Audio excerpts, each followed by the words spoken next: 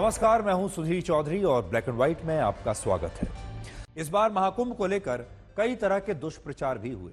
सबसे पहले कहा गया कि महाकुंभ में व्यवस्थाएं बहुत खराब है, भीड़ को कंट्रोल नहीं किया जा रहा। और आपको याद होगा जब भगदड़ में 30 लोग मारे गए थे, उनकी जान चली गई थी, तब एक दुष्प्रचार यह भी किया गया कि असल में इस भगदड़ में 30 नहीं बल्कि हजारों लोग मारे गए हैं और सरकार आंकड़ों को छुपा रही है।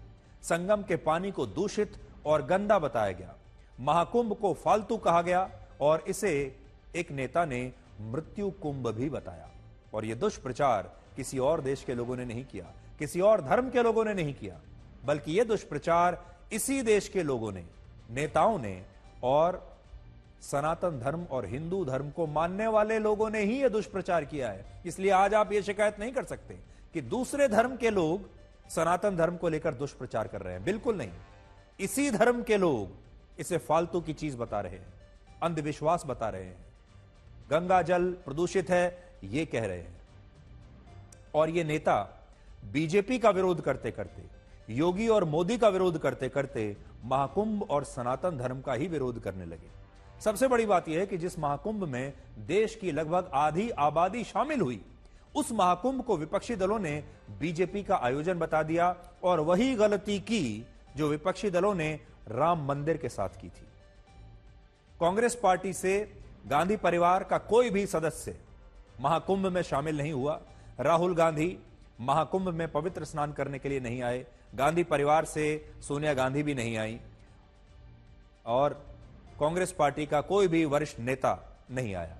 देश भर में 25 प्रमुख विपक्षी पार्टियां हैं, लेकिन इनके शीर्ष नेता, सांसद और विधायक भी ज्यादातर इस महाकुंभ में शामिल नहीं हुए। कुछ तो हुए लेकिन ज्यादातर शामिल नहीं हुए।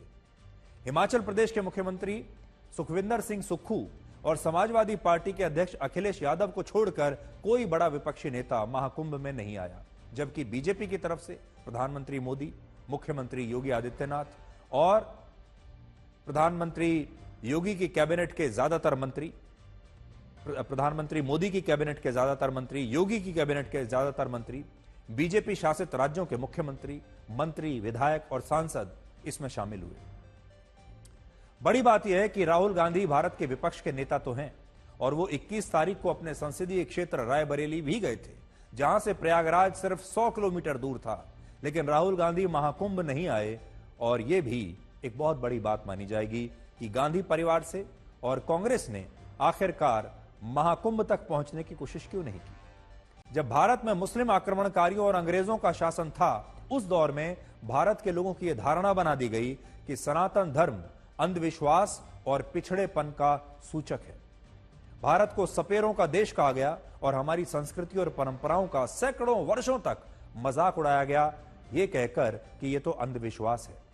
इस देश के हिंदुओं ने यह भी सुना कि पत्थर में भगवान कैसे हो सकते हैं, यह भी सुना कि किसी नदी में स्नान करने से पाप कैसे धुल सकते हैं।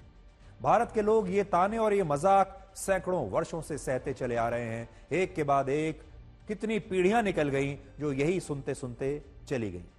लेकिन इस महाकुंभ में 66 करोड़ हिंदुओं ने शामिल होकर यह बताया कि अगर ये करोड़ों हिंदू संगम में पवित्र स्नान कर रहे हैं तो यह अंधविश्वास नहीं है, बल्कि ये उनकी आस्था है और दुनिया में किसी को भी हिंदुओं की आस्था का मजाक उड़ाने का कोई अधिकार नहीं है। यही सबसे बड़ी वैचारिक क्रांति है जो भारत में आई है, अपनी संस्कृति को लेकर, अपने धर्म को लेकर, अपनी मान्यताओं को लेकर, अपनी आस्था को लेकर और अपनी भक्ति को लेकर। अब वो संकोच समाप्त हो गया।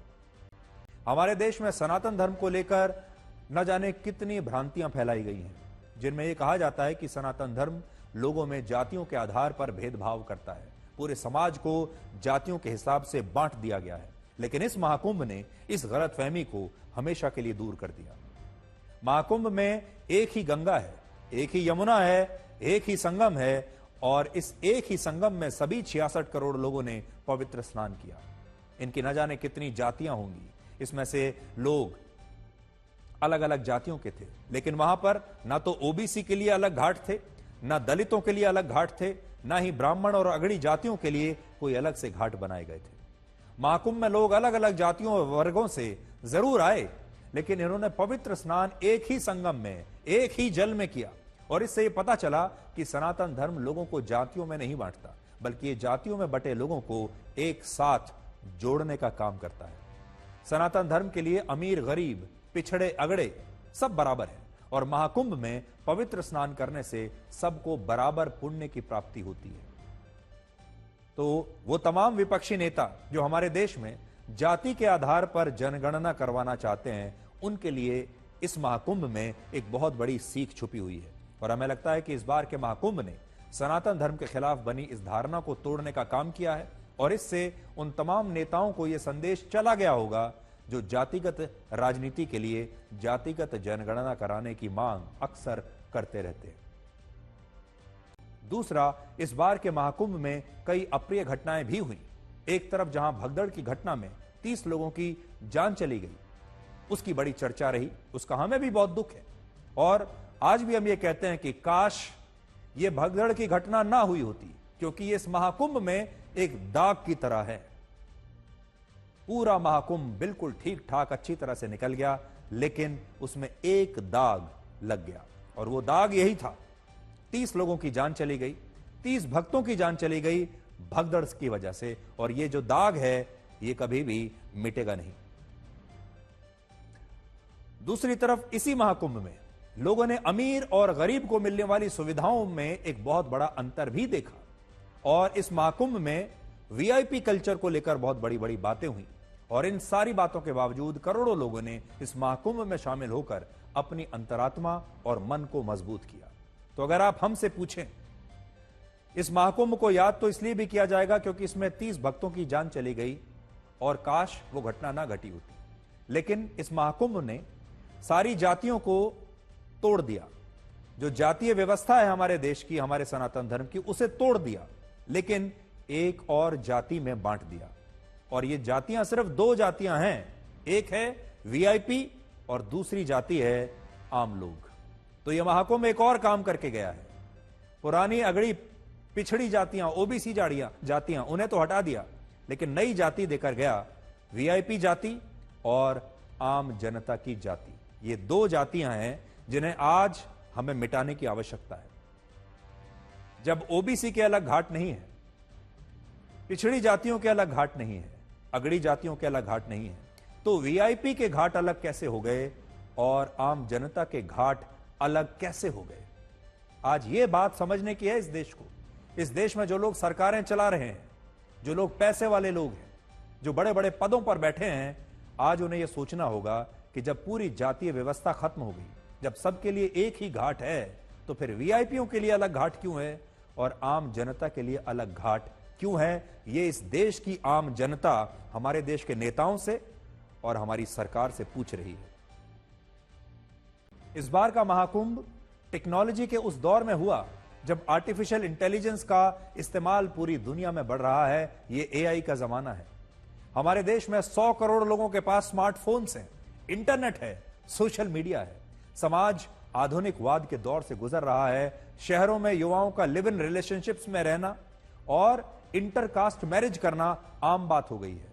लेकिन इस टेक्नोलॉजी के दौर में, इस इंटरकास्ट मैरिज के दौर में, इस लिव इन रिलेशनशिप के दौर में, इस सोशल मीडिया के दौर में, तब भी भारत की हजारों वर्ष पुरानी संस्कृति और परंपराएं आज भी जिंदा हैं, बरकरार हैं, जो आपको यह बताती हैं कि सनातन धर्म को मानने वाले लोग आधुनिक होने से डरते नहीं हैं, नए नए विचारों को, पद्धतियों को अपनाने से डरते नहीं हैं। यह अकेला ऐसा समाज है जो ओपन है, जो खुला हुआ है, नए बदलावों को स्वीकार कर रहा है, दूसरी जातियों को स्वीकार कर रहा है, दूसरे धर्मों को स्वीकार कर रहा है, टेक्नोलॉजी के जरिए जो हमारे समाज में बदलाव आ रहे हैं उसे स्वीकार कर रहा है, लेकिन उस सब के बावजूद अपनी पुरानी परंपराओं पर भी अड़िग है, अपनी संस्कृति और धर्म पर भी अड़िग है। और इस डिजिटल युग में भी लोगों ने संगम में डुबकी लगाने की हजारों वर्ष पुरानी परंपरा को न सिर्फ जीवित रखा, बल्कि बताया कि भारत टेक्नोलॉजी के इस आधुनिक युग में अपनी धार्मिक जड़ों को भूला नहीं है। तो जो लोग बार बार बाजार में जाकर सर्वे करते हैं कि भारत के लोग क्या चाहते हैं, क्या देखते हैं, उनके मन में क्या है, उन्हें आज ये बात नोट करनी चाहिए। इस महाकुंभ ने यह भी बताया कि जितनी सहनशीलता भारत के हिंदुओं में है, उतनी सहनशीलता किसी और धर्म के लोगों में नहीं है। 45 दिनों में भारत के 66 करोड़ हिंदू उस प्रयागराज में आए जहां 22% मुस्लिम आबादी रहती है और जहां 250 से ज्यादा छोटी बड़ी मस्जिदें हैं। एक भी दिन ऐसा नहीं हुआ जब महाकुंभ में हिंदू श्रद्धालुओं की भीड़ के कारण इन मस्जिदों में जुम्मे की नमाज ना पढ़ी गई हो और इस दौरान मस्जिदों से अजान ना हुई हो या मस्जिदों में जो मुस्लिम समाज के लोग हैं उन्हें किसी भी प्रकार की कोई समस्या हुई हो। करोड़ों हिंदू श्रद्धालु प्रयागराज आए, लेकिन उन्होंने किसी दूसरे धर्म को कभी एक बार भी कोई चुनौती नहीं दी, किसी भी दूसरे धर्म के बहिष्कार करने की अपील नहीं की और ना ही अपने धर्म को लेकर कहीं भी सड़क पर कोई उग्रता दिखाई, ना कोई उत्पात हुआ, ना सड़कों पर खड़े होकर उन्होंने अपने धर्म का प्रदर्शन किया। जो हिंदू मुस्लिम इलाकों से पैदल यात्रा करके महाकुंभ आए, उन्होंने भी मुस्लिम समुदाय के लोगों की धार्मिक भावनाओं का पूरा सम्मान किया और यही है सनातन धर्म की असली खूबसूरती, जो लोगों को धार्मिक होते हुए भी कट्टर नहीं बनाता।